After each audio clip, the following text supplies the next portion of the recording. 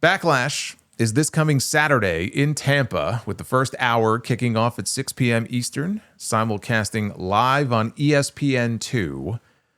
We have 5 matches currently scheduled. Let's assume they have 2 on that first ESPN hour. And let's say you're one of those people who doesn't get ESPN Unlimited for free, like this guy here. They expect you to pay $30 for the other 3 matches. You have got to be out of your mind. Now, one match that I would have assumed was going to be on the Backlash card if you would have told me or asked me coming out of WrestleMania, and now we know that it will not be, Stephanie Vaquer against Liv Morgan, because they wrote Stephanie off television on Monday night. She has a legitimate sprain of her AC joint in her shoulder, so she's going to be out for a little bit. I didn't read anything about her needing surgery or anything like that, but WrestleVotes Radio did have a report that the internal speculation is that she could be out for a minimum of 6 weeks. That's a minimum.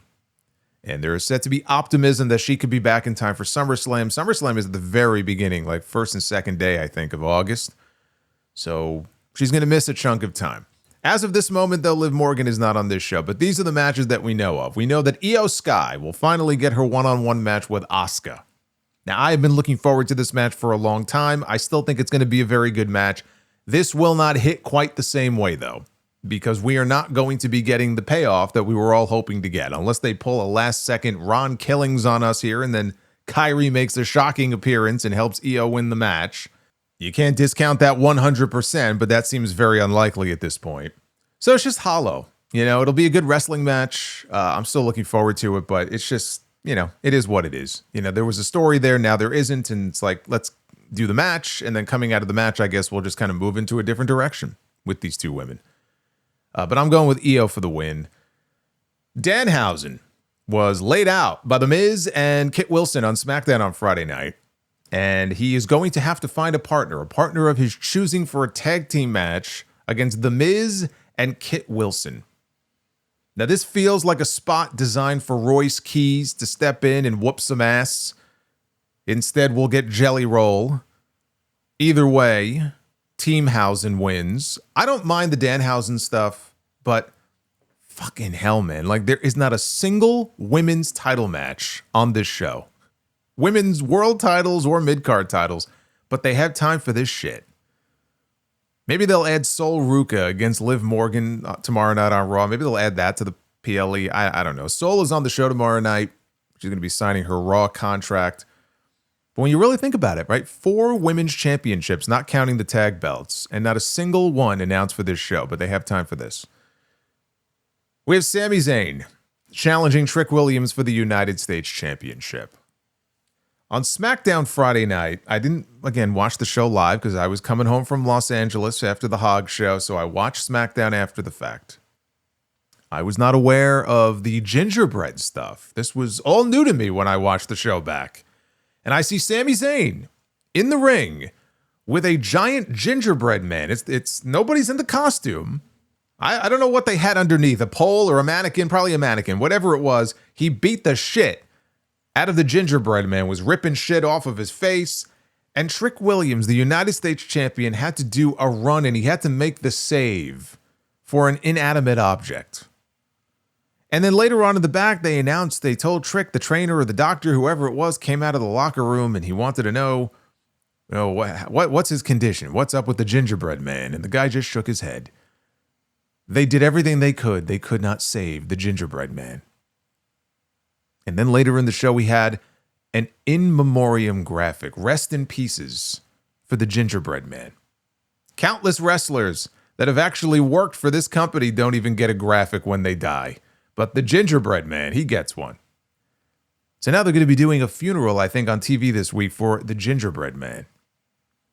Yes. I will say, when they had Joe Tess and Wade Barrett at the booth narrating over the in memoriam graphic for the gingerbread man with that dramatic, sad, solemn music playing in the background, I did find that amusing. That's about the only aspect of this that I found amusing. I am going to go in a way that is probably going to be different than most people. I think that Sami Zayn wins back the United States Championship. If I'm booking this, I'm putting the belt back on Sami. I think you go with Sami for the win. And I think you just continue to play this out. I'm trying to kind of revert back to the idea that I had for WrestleMania, where I thought Sami should win there. And you drag this out, you stretch this out a little bit longer, and then eventually you give Trick the win. Instead, they just put the belt on Trick in a very kind of nothing 7-minute match on the card. And he got his moment, and his parents were there, and that's great, but it wasn't really anything special. And now I'm like, okay, well, they're still working together here. And they're still doing the angle with Sami Zayn where he's acting like a babyface or thinks he's a babyface, but the fans are booing him. Lean into that as much as possible. That's kind of what they did on Friday with having him beat up the gingerbread man, right? Keep leaning into that. Have him cheat. Have him take a shortcut. Have him bust out some gingerbread cookies and hit Trick Williams in the fucking eye with one of them when the referee's not looking, whatever it is. Put the U.S. title back on him. And let Trick chase after him to try to get it back. You might even be able to stretch this out all the way to SummerSlam if you want. I'm not saying you have to go that far with it, but it's a possibility, right? SummerSlam is a few months away. It's at the beginning of May, I think, or the beginning of August. We're in the beginning of May. You could get away with it. To me, I think it would actually make things more interesting now if you put Trick in the position to chase, and you would help solidify the babyface turn. He came out there on Friday night, and it's like, I'm still not sure exactly what he's supposed to be on this show. I think this would help kind of fill that role out a little bit more and help better define it by having him in chase mode. So I'm going with Sami Zayn to win the United States Championship. Braun Breaker. And actually, to go back to that for a second, you know what? If they do stretch this out to SummerSlam, it would remind me very much of the Randy Orton-Christian feud from 2011. That also started around like late April, right? May. It was sometime after WrestleMania when Orton beat him to win the title. And they kind of went back and forth with it, but they got a few months out of it until the big payoff at SummerSlam. No reason you can't do the same thing here with Sami Zayn and Trick Williams. Seth Rollins and Braun Breaker. They had a face-to-face at the beginning of Raw on Monday night, a promo segment. It was fine. It wasn't anything, that you have to go out of your way to watch or anything. They both got their digs in at each other, and they made the match official. I don't see this as... I know Seth lost already at WrestleMania because of Braun. I don't see this as a match that Braun Breaker could really afford to lose. For him, it's his first match back from injury, and I don't see the benefit in having him go in there and lose to Seth Rollins in his first match back. I'm going with Braun Breaker for the win, even though I don't expect this to be the end of this between them, but I'm going with Breaker for the win. And then in the main event, we have Roman Reigns defending the World Heavyweight Championship against Jacob Fatu. They ended up going to this a hell of a lot faster than anybody thought they would. I hate to see Jacob lose this. I don't think, though, that he is walking out with the belt. I do think there is a path for that. The Usos were curiously absent when Fatu put that Tongan death grip on Roman on Monday night, even though we know they were backstage. They were there. They never came out to help Roman. And then multiple times on SmackDown over the last couple of weeks, the Usos have come out during Jacob's segments, but they have kept them apart. They have not attacked each other. There's been no physicality with them.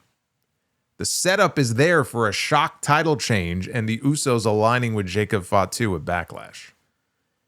And then you have this, which is only going to fuel that speculation. Roman Reigns is no longer being advertised for any Raw dates in the month of June. He has been wiped from the calendar. Originally, he was listed for Turin, Italy on June 1st, Paris, France on June 8th, Baltimore, Maryland on June 15th, and London, England on June 22nd. So Italy, France, Baltimore, and London. Which one of these is not like the other? That's kind of a random stop in the middle of an international tour, don't you think? Let's just throw Baltimore in the middle of all of that. Now, Roman did say that we were going to see him full-time through the summer. So it looks like that may no longer be the case. Something happened. I don't know what it is. Now, there are fans that are speculating that this was only done to make people think that Fatu was going to win the title of Backlash. No, I don't think that has anything to do with it. Or else they would not have announced him for those dates in the first place and had people buying tickets thinking that they were going to be seeing Roman Reigns live. I don't think that's what this is. Now, there's also speculation on social media about TKO possibly asking Roman to take a pay cut, like they did with the New Day. And he's actually dropping the belt to Jacob and leaving the company rather than restructuring his deal. They would never allow that to happen. The entire reason they even put the belt back on him in the first place is because they think he is one of the only real draws that they have. And they want him front and center on these shows. You really think that they're going to let him walk away? Come on now. Use your brain. I think there is definitely something going on with the Usos. I can't sit here and predict a Jacob Fatu title win. I think Roman keeps it. And then whatever happens, I think they'll use it, post-match, they'll use it to further the bloodline stuff. But I'm going with Roman Reigns to retain the World Heavyweight title. And that's the card. As of right now, still one Raw and one SmackDown left to go. They could potentially add a sixth match.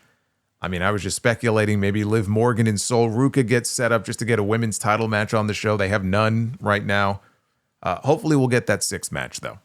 I will be on YouTube after the show for the live review on Saturday.